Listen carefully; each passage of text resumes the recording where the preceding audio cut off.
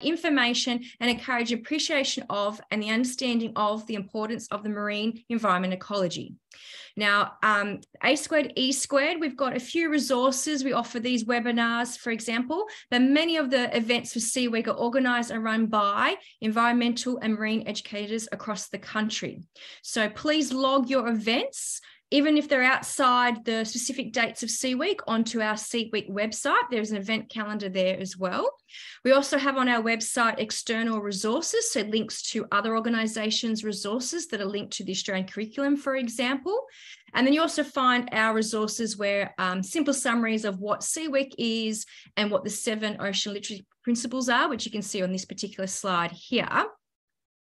And we've just recently upgraded our website, so that I've just talked about. And this year is 2023, and every year we focus SeaWeek on a particular ocean literacy principle. And this year is back to number 1. And the theme for this year is Planet Ocean.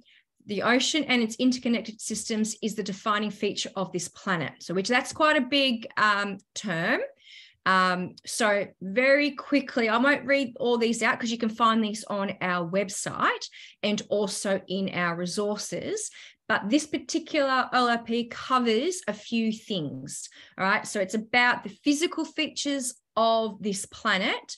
And like I said, we should call it Planet Ocean. We're talking everything from things like the basins and understanding everything from geology and chemistry and how this affects us as human beings and how as human beings are affecting the ocean ourselves. Very important things is thinking about interconnectedness. So the circulation systems, how that affects our climate, our currents, all those different things. All right. And then obviously a big thing talking about sea level and how that is changing and how the ocean is affecting the sea level change and how we're affecting that ourselves. And also a really good important point with this particular principle is to talk about where water is. So when we, water is very important for human beings and also for every living thing on this planet.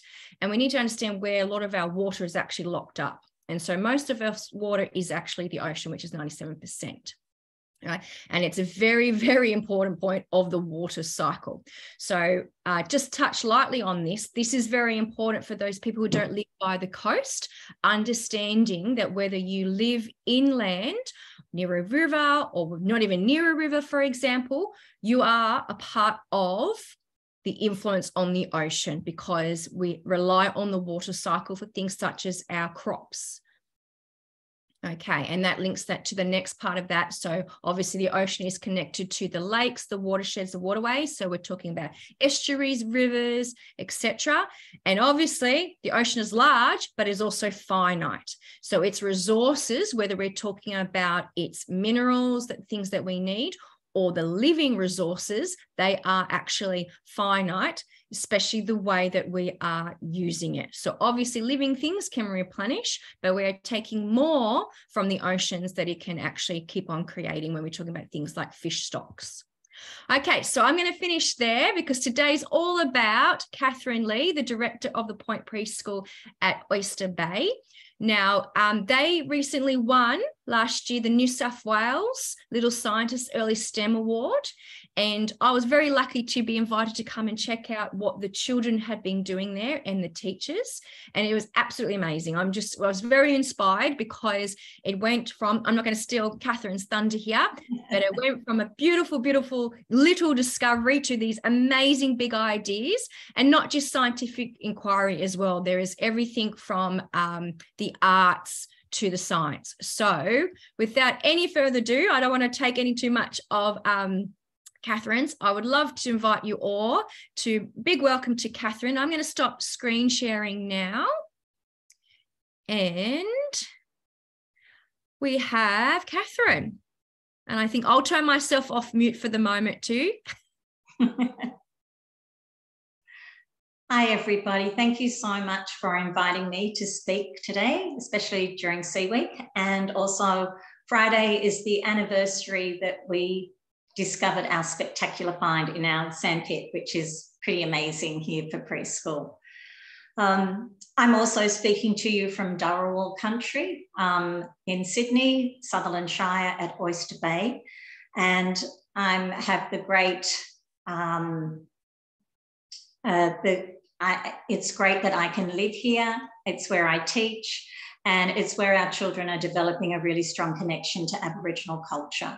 So I acknowledge all the Aboriginal people and Torres Strait Islanders people too who might be joining us with us today. And we discovered our spectacular find on Dharawal country, and it also made us investigate the Great Barrier Reef. And so I'd like to acknowledge Garragaran country, which is sea country, which is where our spectacular find is from. Also, seeing it's SeaWeek, this week we have been learning more Dharawal, and today the children learnt the word for orca, which is Gawara, and we have been celebrating with this piece of artwork done by our friend Amy Lee Hill Trindell, an Aboriginal artist, and we've been learning all about SeaWeek and how that was connected with our spectacular find last year as well. I asked the children what they would like me to talk to you about. I talked to them about making a PowerPoint, and they said that was boring. So their suggestion was to show you. One suggestion was that I wear a GoPro on my head and walk around the preschool. And I said, and show lots of things. I said, I don't know if I can manage all that technology at once. So I have got a whole lot of things here. And this is where one little girl suggested that I sit, because behind me is actually, if I move the screen a little bit, you might be able to see a little bit better. That is the Great Barrier Reef. And it's a wall hanging that the children made. It started off as the ocean floor, to be part of the ocean floor in their movie and also in their musical that they wrote about our spectacular find. And then they wanted it to be kept and displayed somewhere. And so then they did, after they had used the sewing machine to help sew it, they then did some slow stitching. And now it's here in the foyer, and it's absolutely beautiful. And in another part of the foyer, we have on display, which one parent calls the altar, another parent calls it the shrine. I've got it here too for you to have a look at. And there is our spectacular find in a box, surrounded by, we have it surrounded by the award we won, the letter from our local MP, her speech in New South Wales Parliament, where she talked about the children and what they had discovered and the impact of their learning. So we have that here as well. And we have some information about the spectacular find. I'll get it out for you. It's really amazing. Here it is. So it was found by a little boy called Ashton in the sandpit on the 10th of March in last year. And he was just digging in our sandpit, and he decided him and a group of boys had been digging for dinosaur fossils for a couple of weeks, and they decided to dig under the boardwalk. And then he just pulled this out. And we were amazed, just amazed, and so inspired by it. We had seen nothing like this before. A couple of parents thought we had planted it there and put it there so that we could go, oh my gosh, look what we found. But we had no idea. We asked the children what they thought it was. A few of them thought it was a skeleton. Some of them thought it was to do with dinosaurs or a part of an animal. But we really weren't quite sure. So we started what we call a Wonderings book. And I have the Wonderings book here today to show you. I was also asking the children today what they would like me to show you in the book, and they said to mark all the pages. There's just so many. One little boy said, just show them everything. So I'll probably just show you everything. Show you, here it is. That's Ashton there, discovering the spectacular find. The children washed it. A little boy thought it was a barnacle. Somebody else thought it was an octopus. Somebody else thought it was a jellyfish that had died and become a fossil. Other children thought it was the shell of a crab. Somebody thought it looked like a baby triceratops face. And when you look at it, maybe yes. So we collated and wrote down all the children's ideas. It became something that the group of children who found it just talked and talked and talked about it. We couldn't come up with exactly, as I said, what it was. So we always have a saying that it's good to ask other learned friends. So we asked families what they thought. And the families gave their suggestions in the book too. And this became a real talking point every morning. A lot of parents thought it was a coral fossil. One dad did think it was from a triceratops. He thought that was pretty good. Somebody else thought it was like a fossilized mushroom. And somebody else thought a fossilized ancient giant squid tentacle. So we were getting a lot of different ideas, but a lot of it was coming back to being coral or a fossil. And the children did understand what a fossil was because that's what they'd actually been looking for. So we started investigating. The children in the Cockatoo group, which is the group that found it, thought the children who come on a Monday, Tuesday in the Rosella group would like to know about it as well. So we told them about it, and we also gained all their theories too, and from their parents as well. And as the days went on, some of the children changed their mind. They listened to other children's theories and they thought about it and thought, yes, now I agree with that person. There were a couple of children that were like, no, it is definitely a dinosaur fossil. But other children, you could see they were starting to think of other possibilities.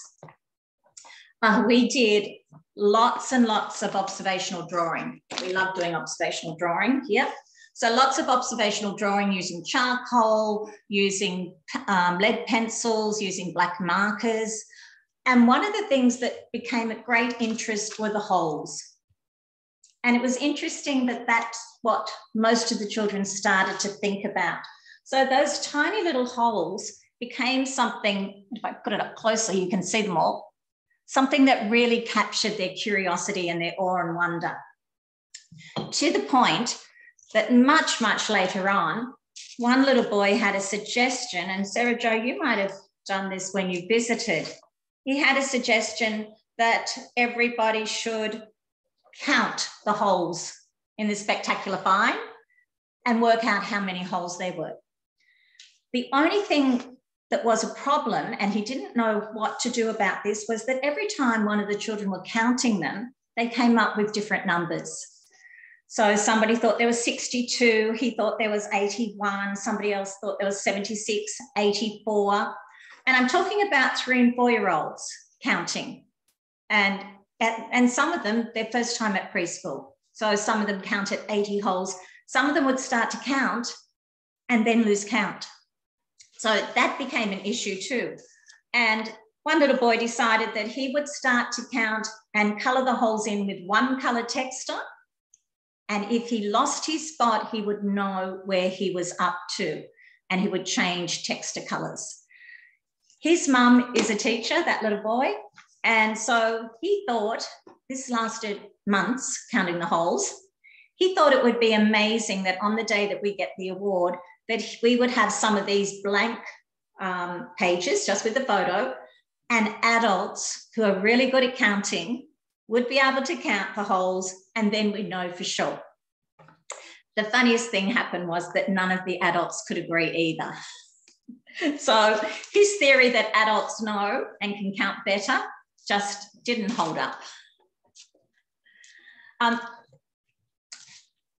While we were doing that, our neighbour that lives across the road, Norma, she's the founding member of this preschool. She just a couple of weeks ago turned 96, and we always have a party for her. So last year she was 95. The children were fascinated with numbers, and to think that within a couple of weeks of starting preschool, all children who had been here for a year had started to learn to count not only up to 85 or 80 one-to-one correspondence, they wanted to then move on and be able to count up to 95 so they could clap 95 claps for Norma's birthday too. So the spectacular find became quite intertwined with the celebration of a neighbour's birthday. Lots and lots, pages and pages are just filled with drawings of holes. The spectacular find in the holes. And the children were, through this, also gaining more information, because drawing we see as being a technology that children can gain more information from, and they can experiment as well. So that just kept going and going. More theories kept coming up. Children sitting sometimes for up to 45 minutes discussing with a group of 20 children about the spectacular find. And one of the biggest thing was, had they seen something like this before? And one little boy said, yes, he'd seen it in a museum, and he'd seen it where they have dinosaur fossils and dinosaur bones. And another little boy agreed, and he said, yes, he also thought he'd seen something like this at the aquarium. So they were gathering their information. Their reasoning there was just incredible. We'd asked them about, well, how are we going to find out more information? And straight away, one little boy said, we need to use the phone and we need to tell them at the museum what we found, and we need to ask them what it is. So through the Australian Museum, we found that you can contact an expert, which we didn't know before. We emailed our expert, and we developed a relationship with our expert that went on for months, emails backwards and forwards, until months later in the July, we actually visited the Australian Museum twice on preschool excursions, and we met our expert, which was incredible. So the children decided that they would try and give as much information as they could. They talked about where it was found, different things. But the expert came back and wanted to know how long it was, how much it weighed, was it magnetic, how heavy it was. But the children thought that's important, but they also need to know what the expert needs to know, their theories. So we were sending very, very, very long emails. With every email, there was the invitation for the expert to come to preschool, and we would provide her with cake. They thought that would really get her here. But she always had to write back and say she couldn't come, but always invited us to go and visit her in the museum. So eventually we got some scales, we weighed it, the children were measuring with tape measures, and then that use of all that technology to do with weight, and if it was magnetic, children were taking it around the classroom, trying to stick it onto things, and they worked out that it wasn't magnetic. It's actually quite light, and that surprised us all. When we weighed it, let me see if I've forgotten how much it weighed. It was 115 millimetres long and 110 wide and 50 at the back. And that in itself was very interesting for children to work out what part do you actually measure. So lots of maths going on there and lots of curiosity. And I haven't written down here how much it weighed. Still, while that was happening, they were still drawing. So they moved on to other mediums. So they moved on to white pencil on black paper because a child suggested that you should draw it in white because it is white. So we were just amazed with their thinking. They kept going, and the expert was really wonderful. She kept praising the children. And when we visited her at the museum, she said that she has never had a relationship with a school like she had with us. Usually somebody will ask them, what is this? Or can you help give some information? And the person writes back, thank you. But for our children, there was more questions and there was more things to share. So it was just going backwards and forwards and backwards and forwards. So it was so many. And she sent information back and let us know that it was a piece of fossilized coral. The children were then really wondered, how did it get here? And that's when lots more theories came up. Lots more theories. Again, so many shared discussions written up. Today, when we were looking at this book, all the teachers were remembering everything, and we were saying there was so much discussion, so many ideas, every day, new ideas, so much curiosity, so much awe and wonder, and so much that caught the children's attention. So we then started to write to other people because the children felt this was a discovery that other people should know about. They decided that the person who's in charge of Sutherland needed to know about it. Well, that's the mayor. So they wrote to the mayor, who they also invited to the awards ceremony, who came. And he also came to our production of our musical that the children wrote. They were also writing to people that they thought, like one little girl said that her granddad in Queensland needed to know. So they were writing letters. They started painting and they started making things, because the more we learnt about the reef, the more we found out about the coral and how important it is to protect it and the problems that were happening with the Great Barrier Reef. They wrote to people, including Tanya Pleversek, who wrote back to them and emailed back and sent back pictures of her diving and snorkeling on the reef, which is the first thing she did when she became the environmental minister. She visited the Great Barrier Reef. She also grew up in Oyster Bay. So the children have invited her to come to preschool. She hasn't been able to make it, but the invitation is open. Yes, fingers crossed. Lots and lots more investigations. And then children started inventing things. So when our children want to make an invention, we encourage them to make plans. So you probably can't see it, but there's a drawing there. And that was the plan.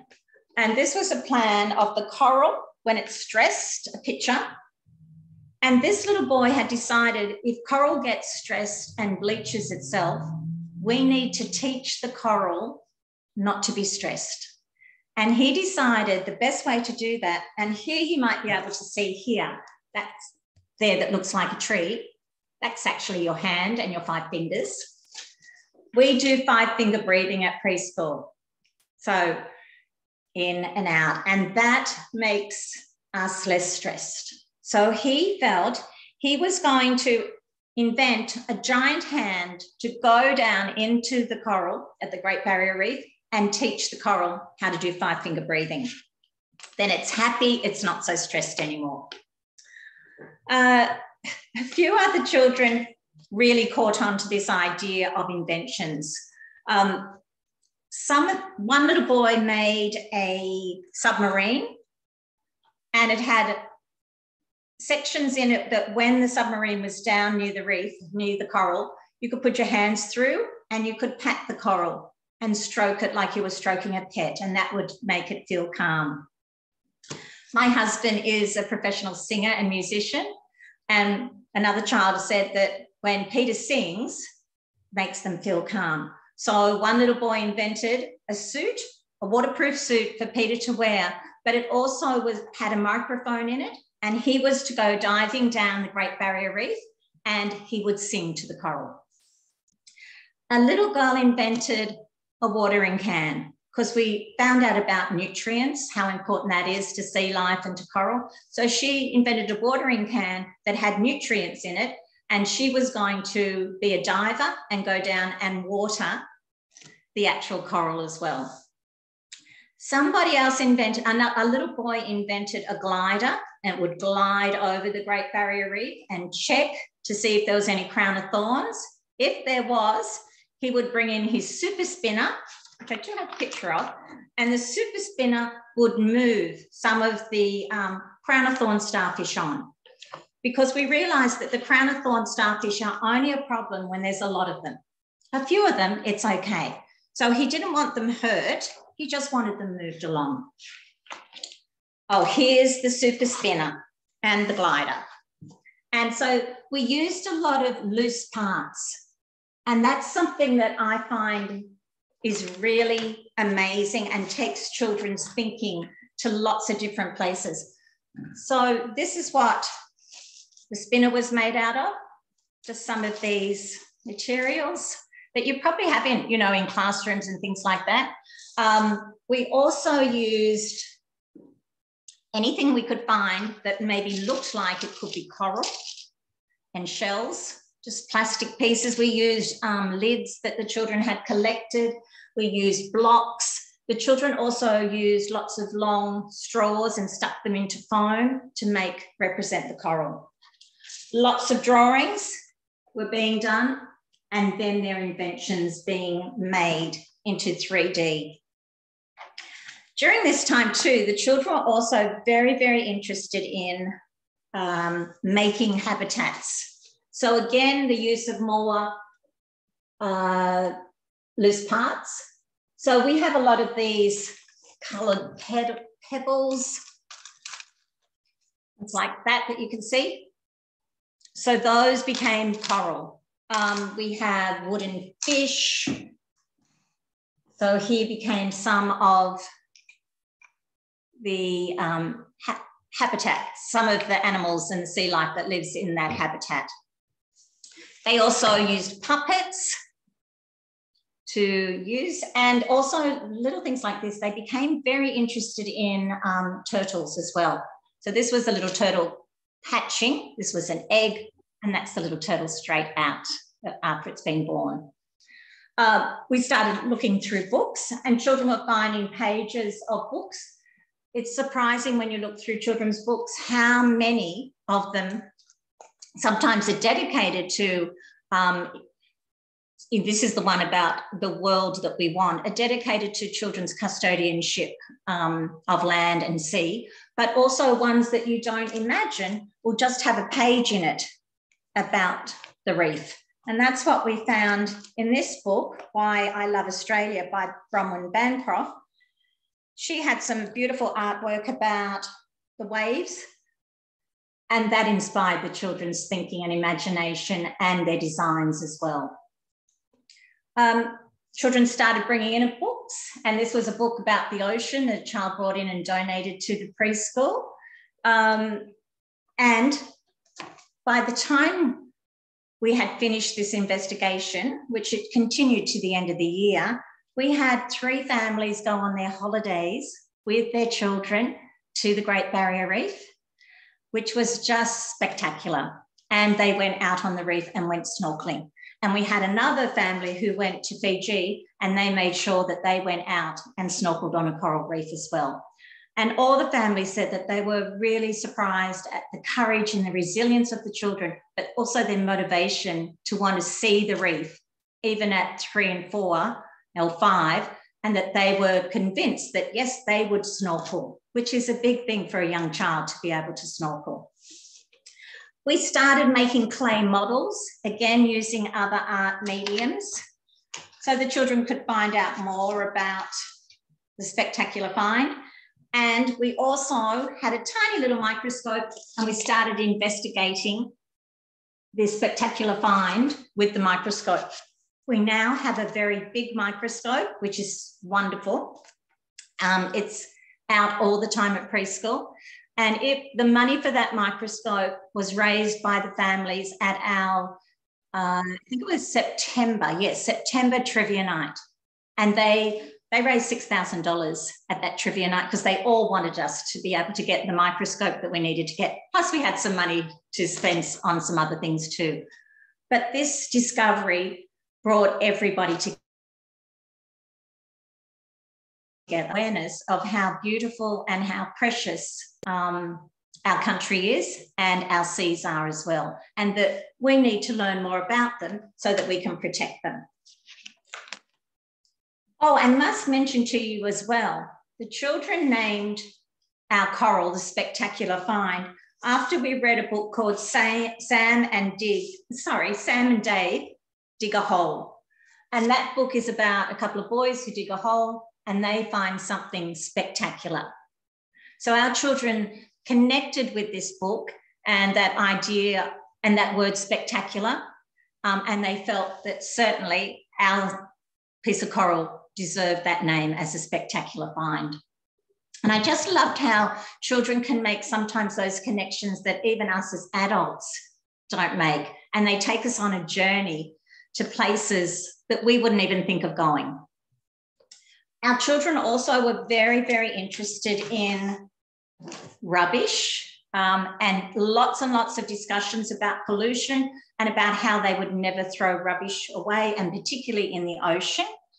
So we have blue bots, which I'm sure a lot of people in education have. They're little robots and you can program them. We code them. At the moment, the children are up to coding them with their fingers, but eventually they'll move on. And before the end of the year that they go to preschool, they'll be able to code them on an iPad and then they'll just move themselves. And we had this mat, which is a blue bot mat. So we used this, and the children were initially getting their blue bot to go from the top of the ocean down and visit the coral. They then started to talk about rubbish and how some rubbish could sink to the bottom. So they had some recycled paper, they gathered up little bits and pieces from around the room, and they pretended that that was rubbish, put them down on the mat at the ocean floor, then programmed their blue bot to go down, pick up the rubbish, turn around and bring it back, where there were people on boats ready to take that rubbish to where it should go, and whether that could be recycled or reused or whatever. So their custodianship was just growing and growing and growing all the time. During this time too, because so many things were happening at once, we had visitors who had heard about our spectacular find, and one of our good friends of the preschool, her mother-in-law had passed away. And when they were cleaning out her mother-in-law's things, she was in her late 90s, they found shells and pumice and pieces of fossilized coral. And she didn't know what to do with it, but then decided preschool here would be the perfect place for it to go. So she gifted those things to us so the children could have a look at them, but also that we could talk about that idea of just when you visit as the ocean is the same as when we visit country here, that we leave things as they are. We just use our eyes, we admire them, and we keep walking by, and we remember them either in our minds or with a camera. So our children started taking photos of a lot of the things that they were doing using this technology as the camera, and being able to go back and have a look at which photos they thought were suitable to go in the Wanderings book. Other children became very interested in the colours of coral and started doing a lot of painting, a lot of drawing, and they were deciding what materials they'd like to use themselves. And that's when it was suggested that we could make a movie, and the other group suggested not just a movie, we could write songs and we could perform a musical. So the children who wanted to make the movie, they used an overhead projector. Here they are. This little girl has made the turtle, which I'm sure you would remember doing that sort of art yourself using cellophane and cardboard. She cut out a turtle and she maneuvered that turtle on the top of an overhead projector, which was then projecting onto a blind with the Great Barrier Reef that the children had made with loose parts on a platform. That was then filmed using a mobile phone, and the children directed. It was my husband who did the filming, and the children were directing where he should be filming and what to do. And one little boy said he shouldn't just be going straight, he should be dipping down and moving up like this, because that's how the water would be moving under the ocean. The children who were planning the musical wanted to write songs. So my husband was coming up and they were doing songwriting. And they wanted to write songs that had a message. And I know this will be back to front, but this was their message, Save the Reef. They were making signs like this. And this is one of the songs that goes with the musical and with the movie about saving the reef and drawing attention to that. We also talked about how doing all of this was wonderful and spreading the word was wonderful, but was there something practical we could do to actually make an impact and save the reef? And we talked about the Great Barrier Reef Foundation. And so the children decided that, yes, they would like to donate some money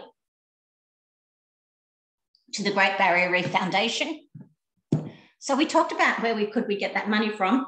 And that's when it was decided that anybody coming to the musical or to the movie premiere would buy a ticket. And the tickets were a couple of dollars or a gold coin, $2 coin or a $1 coin. We raised $360 for that and sent that to the Great Barrier Reef Foundation. Excuse me. So then the storyline started. We were writing script after script after script. Children had their own words. Children were definite whether they were going to speak on a microphone. One of the boys said the songs needed more drama, and that's what happened. While that was happening, children were still investigating and using torches to investigate the spectacular find, and then putting the light on and actually on the spectacular find and taking a photo. So again, more technology.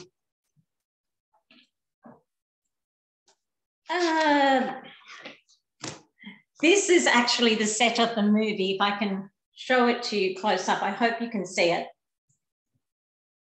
Oh, sorry, I'm doing so much talking. So here you can see where the children have actually, if I put it really close, that's a fish that they made. And they were using the overhead projector, which we love the overhead projector here. One child told me they'd like to, that we're very old world here. And I think that's because they've never seen an overhead projector or a sewing machine that's not digital and things like that, listening post or whatever. And I like that idea. All that old technology is great to use as well. During this time, excuse me, we had one little girl who became very interested about the Great Barrier Reef, and she wanted to know whether Aboriginal people were scientists and how they helped the reef. And this was wonderful because we could just see all her thinking and connecting all different ideas come together. From that, she wanted to know whether Aboriginal people were scientists. Did they wear clothes? And if they did, how did they get them? How did they, she knew they had fire, but how did they keep the fire going? How did they fish to collect their food? That led us to looking at fish traps. Our children started making their own fish traps. They wanted to include one of these in the Great Barrier Reef, but a trap that made sure that the fish could also get out. We started talking about, with the pollution in the fish traps, ghost nets came up. And here's a ghost net that was made by one of the children. So you can see that so many topics and subjects and so much thinking was coming together. Somebody asked me whether this was all child-led. Majority of it is child-led. I never had the thought that at the beginning of the year we would find a fossilized piece of coral from the Great Barrier Reef in our sandpit, and we would end up making a movie and performing a musical that the children wrote to the mayor. And it's just, it still is so amazing. I will show you Oh, here's some of the rehearsals. The children had a lot of rehearsals for the music and singing. And they also chose their own costumes. Now, we had been gifted by Auntie Barb Sims a lot of material, and just beautiful pieces of material that she thought we might like. She said we could do whatever we like with it. We were given this material about 5 years ago. It's always just sat in the cupboard, just waiting for that time when we thought we could use it. The children wanted to be in the movie and in the musical dressed like coral or sea life. So one child suggested that we find material and they get wrapped in that material. And that's exactly what they did. So we brought out material like this and they wrapped themselves around with it. So some of them thought they might have been a green turtle or a piece of red coral.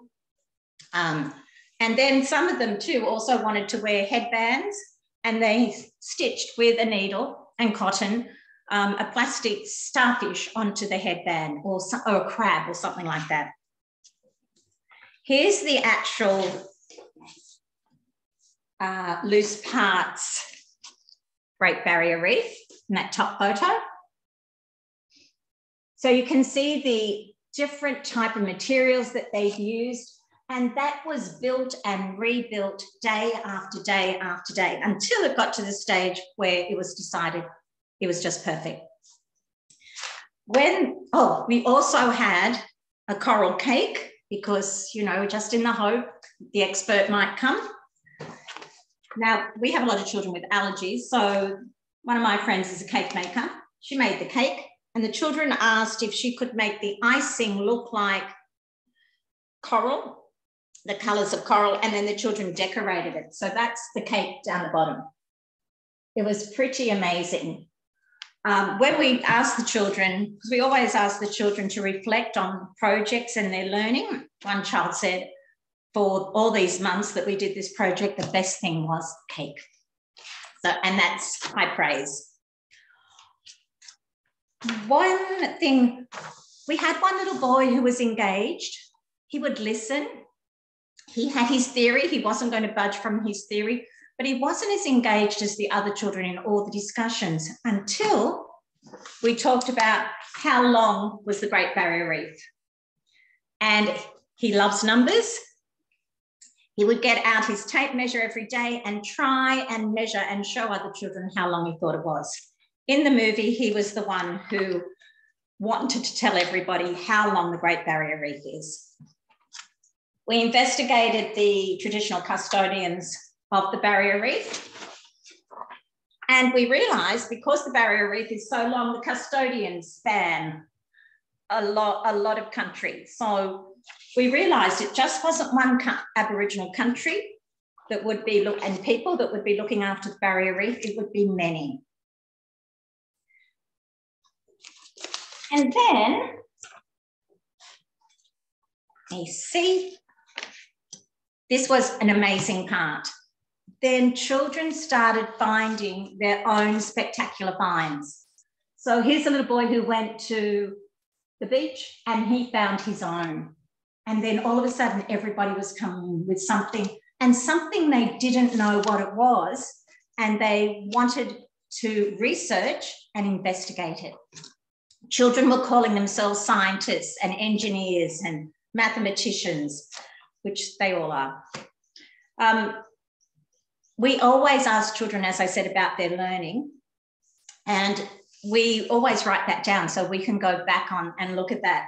So one little girl said, I learned the coral needs cold water, not the warmer water. So it was really interesting to hear back some of those scientific concepts that we'd been talking about and to see what ones that had really stuck with them. Another little girl said, I learned about the problems of the reef, the crown of thorns starfish, the warm water, the storms, and the coral bleaching. That was from a 4-year-old. A little boy who was 5 said, I learned that we need to not put rubbish in the ocean. I made a super pincer, it's going to come down like this, So it can pick up the crown of thorns and move them along. And another little boy said he learned that the coral can become a skeleton. So children really connected with that because they know they have a skeleton inside them. And another little girl, she said, I learned about kindness and being a good custodian, not only to the land, but to the reef, which is just exactly all we could hope for. We also, as a group of teachers, see ourselves as part of the learning community. So we also wrote our own reflections too. And we feel that that's vitally important, that we reflect not only on the children's learning, but also on our learning, because we have, as a group of teachers, have never learnt so much as we did last year about the barrier reef, about the importance and connection that we have as people with the reef, and that it's living and how we can protect that. And those connections going right back to the traditional custodians of the land that were there before we were here. And then when we went to the museum, our children then made their own museum. And here's photos, let's see that a little bit, of some of the displays. And one of the big displays they made included the ghost netting and the coral. And that's when that was sitting like pride, centre of place, the coral, in their beautiful, beautiful museum. And we sent those photos to the museum and to our expert, who was just absolutely amazed at the children's learning. And in a nutshell, that's what we did. We spent most of our year on this amazing project, and it was so fulfilling. I've been teaching for 42 years in early childhood, and I'd go home. At the time this would happen, I had broken my leg. So I had a driver driving me to work through the insurance, and I'd get in the car in the afternoon, and the driver would straight away, she would say, so what can you tell me today? What have you learned? And I'd tell her. She was so connected to her. I just saw her again the other day, and she said, last year was the best year. I learned so much. And that's how all the families did. They were so connected to their children's learning as well. The enthusiasm and also the compassion and empathy that children had. And I know that that has made them so much more aware of our impact on the earth and on the oceans. Does anybody have a question?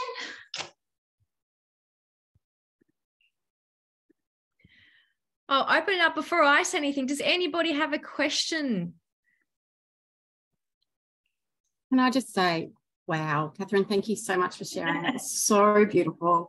I'm a lecturer in early childhood at the University of Southern Queensland, and my PhD is interested in children's voice, which is not what I was expecting to find out about today, as well as children learning in natural environments, which was my interest here. And wow, you should be so proud, not only of those children, but I just wish all of my students could come out of their degree with the way in which you work with children collaboratively and honour their voice. And honestly, I could have cried so many times throughout that presentation. It's just so beautiful.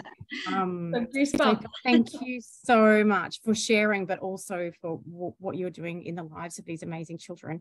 And they've obviously gone on, sorry, this is preschool, which I think is Queensland kindergarten. Have they now gone on to school and aren't with you anymore, these children? That's right. Most of them have left us, yes. Are there some still there? Yes, there's a few still here. The first thing this morning, a little boy is still here, and he walked in, and it was like for the first time he saw the spectacular find, and he said, wait a minute, that's there, but we had one in there. Do we have two of these? Did we find two? And I said, no, remember, we took it out the other day to look at it under the microscope. And he looked at me and he looked at his dad and he said, I want to find something spectacular. And his dad told him how he finds spectacular things all the time, like cicada shells and lots of different things. And I said, what about the leaf you gave me the other day with patterns? He said, no, something spectacular like this. So lovely. Thank you so much, Catherine. It's beautiful. Oh, it's been a pleasure to talk to you. It even influenced us so much that when we put our beautiful Great Barrier Reef wall hanging here, the lounge I'm sitting on used to have cushions that had cockatoos and Australian animals on it. But one of my other teachers said, no, that just doesn't look right. So now we have cushions that look like the Barrier Reef. For us as a team, it was amazing to be part of it. And for a child-led, it really was child-led and took us to places we would never imagined. We were very privileged to be on that journey with them. I think those children are very privileged to have educators that engage in the way that you do as well. So thank you. Oh, thank you. I think I don't know about you. I've seen this before. I've been at Catherine's.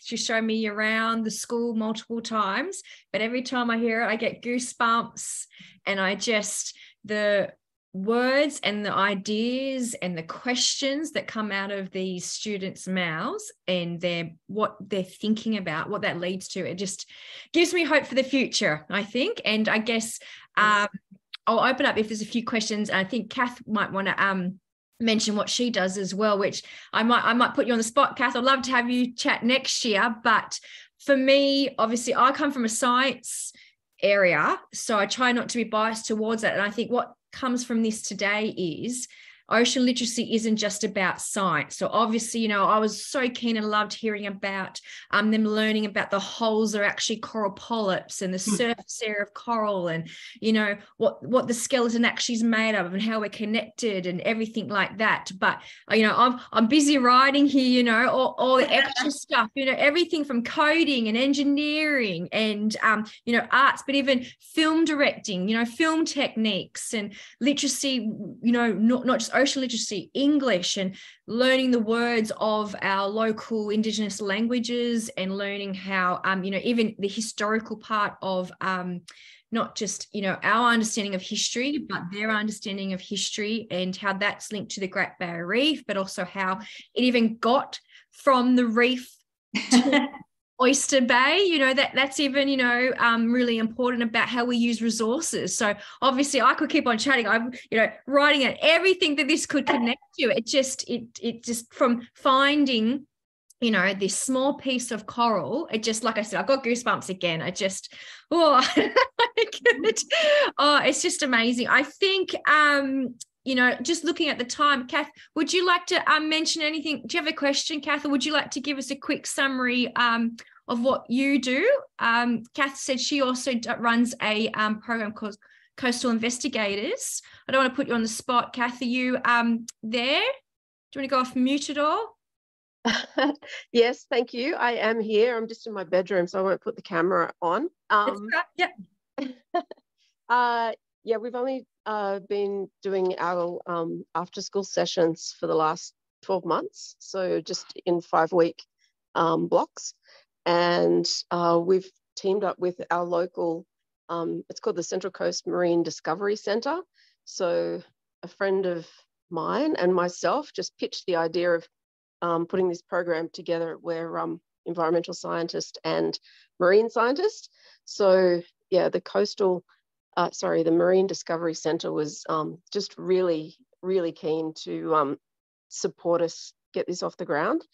And yeah, it's been fabulous. So we just take the kids out, and just yesterday we did a rock pool ramble, and next week we're looking at birds. We've got a coastal lagoon and the beach and a bit of forest. So we're in the perfect location just to walk the kids around to these spots, and it's been great. It's been a lot of fun. But yeah, super inspiring to see, what sort of things you can do with a longer term project. I would love to do something like that with the kids, sort of, building on and building on and building on, the things that the kids discover. They're so creative and knowledgeable. And we're also, even though we only have an hour and a half in our sessions, we do try and incorporate some kind of artwork into it now. Yeah, so that's something that we really want to combine with the science side of things. Yeah, in a nutshell. Or in a clamshell. I thought about clamshell. Yeah, wait, Catherine, in a nutshell, in a clamshell or something like that. Something, yeah. And I think what I found too, I mentioned it earlier on, this particular project also shows for me, when we have a lot of questions from teachers asking, okay, we don't live near the coast, so how is this relevant to me? And I find this particular project that Catherine talked about, they found the coral in their sandpit, but what that led to really showed, you don't have to live on the coast to show that how we are affected by the ocean, but also how we affect the ocean. And just while I remember it, before we take a photo, I just mentioned things too about going back to the Indigenous perspective. That's very important too. So there are a few things on our website that we do link to. So for example, MSc did a thing about locally where I am, the Dawa language, like the actual words for different marine organisms, but also the practices. So like how they did fish locally. And so we directly link to that. We do have a couple of simple worksheets, like colouring worksheets that do have like Indigenous words for particular animals. For example, we have one from Western Australia. And then I just remembered too, we've also linked onto our website, there's this great ABC short documentaries that are only 8 minutes long, which in my world, that's great. I learned so much in 8 minutes, and then you can do something, quickly move on to the next thing. And they had great things in there about not just fishing techniques, but also how they cooked certain animals, but also, foods, but also things like the shell middens and what they actually tell us now. So what I found, I didn't realize, I knew what a shell midden was, but in certain areas, they've learnt that, for example, if another group of people would turn up in that area, they would see what shells were there, and then they wouldn't hunt those shells or gather those shells for that particular time. They would choose another species to hunt, or to gather, so that they weren't hunting the same species at the same time. And that gave me goosebumps, because I didn't even think about that. And so obviously, you've got the scientific dating of it and stuff like that. But even as a stewardess, custodian thing about the utilizations of the resources at that particular time. And this is exactly what these projects do. If I'm finding a little bit of coral or finding a shell on the beach, you can go out, like rivers and our little, estuaries and our inlets, where it can lead to is just amazing. So I guess looking at time, we could talk forever on this. Before I sign out, I guess there's a few things there are. Oh yes, definitely. Bigs could be, big kids, adults too. Exactly. I loved counting the holes, of the particular coral. And also too, I think, bring it back to adults as well. You just, the simple things, finding something in your backyard and what you can learn from that. It's just, I can hear myself now. I'm rambling, but I get goosebumps from this. This is absolutely amazing. So Jen's giving me a reminder just to remind again about our website, but also there is a very simple worksheet that we have. And people ask us, why do we do such simple things like that? But it's for this very reason. If the students come up with amazing things, like even last year when we just asked someone to design our poster, that led to a whole art and scientific inquiry when they started to research deep ocean organisms. What we got back from just suggesting something simple is just, so obviously in the future, we're looking at some more complex worksheets, but you will find on our website is a competition, as Jen mentioned at the start today, where the students draw what they get inspired from this year's particular theme. But what I will mention too is SeaWeek is your week. So anything that you come up with, anything you do, any type of event, please let us know. We're happy to share it on our social media, on our website, any resources you think we should link to. And like you've seen today, please do not think that anything you'll do is not amazing or spectacular to steal what we're talking about today. So we would love people to share their stories, because it really helps people understand what they can do in their organizations and in their schools. You know, we do find people sometimes say, you know, what can I do for SeaWeek? And as you can see from here, you find a piece of something in your sandpit and look what could happen. So many things. Now, Jen, is there anything else you would like to say before I'm going to get a group photo? So I'm just going to go on my side. Is Laura available? There we are. So I'm going to take two photos. I'm just going to take a quick photo of this one here while we're all, well, I've got you all in gallery mode. Excellent. Just give me a second. I'll just send that one to myself. And then I'm going to do one. You don't need to do anything, anybody else. This is just for me to do. But I might get Catherine. Do you mind if you hold up the spectacular find? Yes, please. Thank you. And I'll just put you on speaker view, and then I'll take another photo.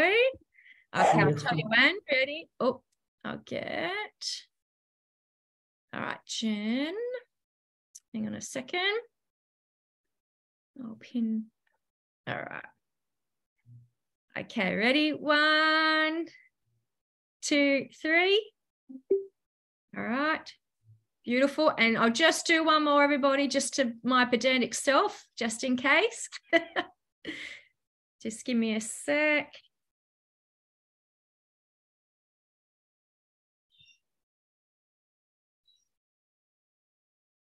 All right. Ready? All right. 1, 2, 3.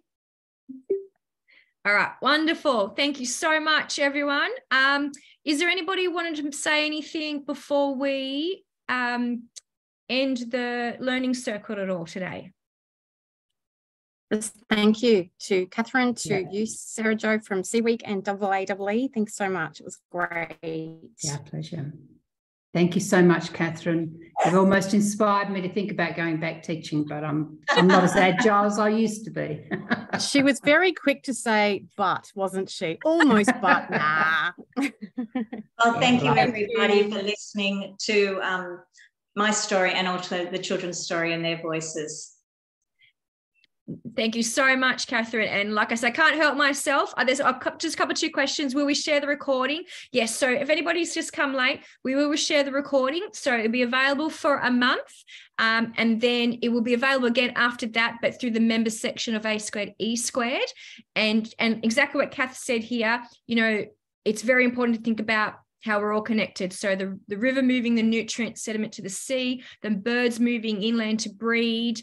And obviously this is kind of off topic because it's about one of the other ocean literacy principles, but that's one of the things we talk about is simple things like how islands got vegetated by birds, you know, how the whales they've got their own food ecological cycle. You know, they bring the nutrients from some areas of the ocean and bring them back. So everything's connected, land, sea, even other parts of the ocean. I could talk about it for hours, but that's another time for another learning circle. So once again, thank you so much, everybody, for coming. And thank you so much, Catherine, for that very inspiring and very broad what would you say, you know, reflection on what we can do with our students, no matter how little they are, they've got big ideas. Thanks for inviting me, Sarah Jo.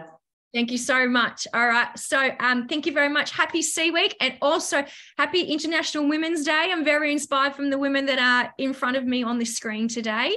And yes, so I think ocean literacy and the students that are coming through, I think we can have a bit of, not a little bit, we can have a lot of hope for the future, I